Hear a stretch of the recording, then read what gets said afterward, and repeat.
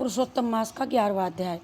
नारद जी बोले कि हे महामुनि, इस कन्या ने बड़ा कठोर कर्म प्रारंभ किया है, जिसे मुनि लोग भी करने में कठिनता अनुभव करते हैं। श्री नारायण जी बोले, उस कल्याणी ने बड़ी कठिनाई से होने वाले तप प्रारंभ किया तथा पंचमुखी सात शिव का ध्यान किया। 7 शिव का, 5 मुख वाले 7 शिव का ध्यान करने लगी।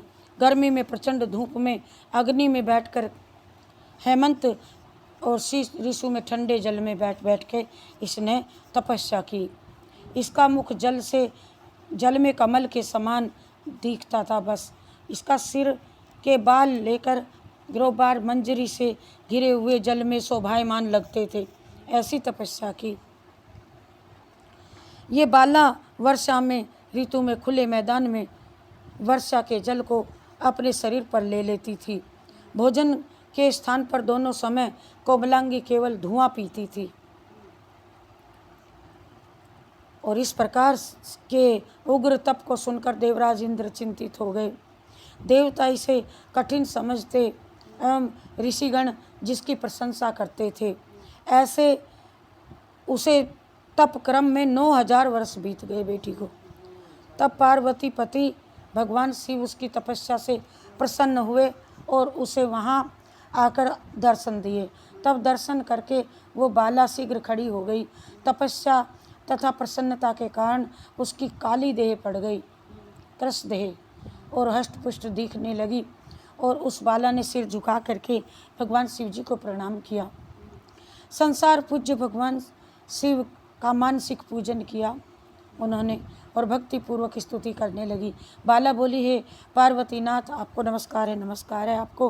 हे प्रभु, जो आपकी शरण में आश्रय लेता है वो घोर संसार समुद्र में डूबा हुआ भी तथा प्रत्येक अंग से तापित एवं पीड़ित भी हो और काल रूपी सर्प की भयानक दृष्टाओं के द्वारा पीड़ित भी हो, तब भी शरीर दुख से छूट जाता है। आपको नमस्कार है, आपको नमस्कार है।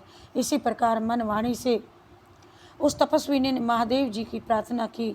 हे राजन, फिर वह महाभागी मेधावी पुत्री चुप हो गई और श्री कृष्ण बोले, उसकी प्रार्थना को सुनकर तथा उग्र तप से प्रसन्न हुए भगवान शिव जी प्रसन्न हुए। कमल सरीखा मुख खिल गया। बोले, श्री शिव जी बोले, हे भद्रे तपस्विनी, तुम दुखी मत हो। जो भी तुम्हारी मनोकामना हो मुझसे मांग लो, मैं दूंगा। मैं तुमसे प्रसन्न हूँ।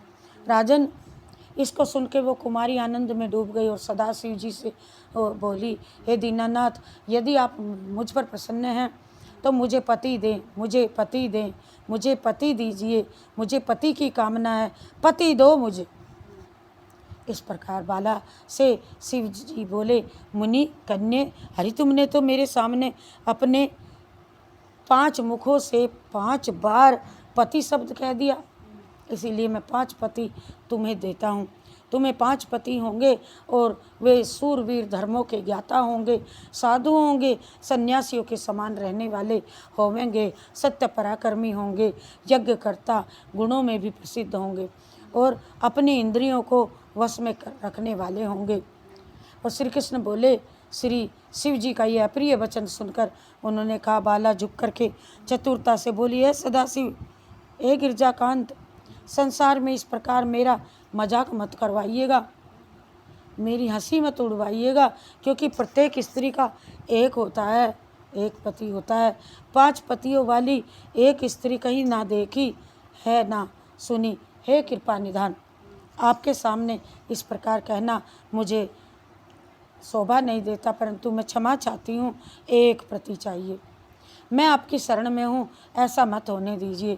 इसे सुनकर भगवान शंकर हंसने लगे, कहने लगे, भीरू, तुम डरो नहीं, आगे के जन्म में तपस्या के बल से तू माँ के गर्भ द्वारा उत्पन्न ना होएगी।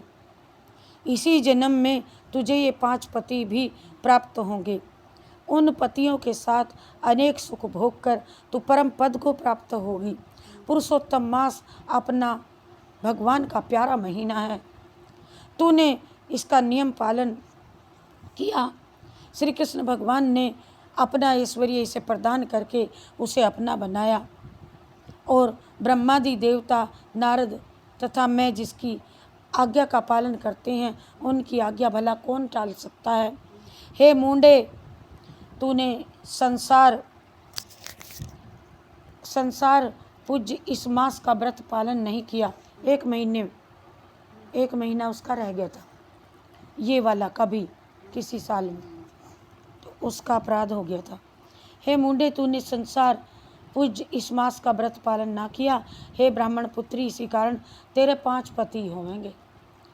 और इस प्रकार कहते हुए वे भगवान शिव अंतर्धान हो गए और वो बाला झुंड से बिछड़ी हिरणी के समान वो चक्काचकित सी देखने लगी। अब क्या होगा। श्री बृहद नारदीय पुरुषोत्तम मास का 11वां अध्याय समाप्त हुआ। श्रीमन नारायण नारायण।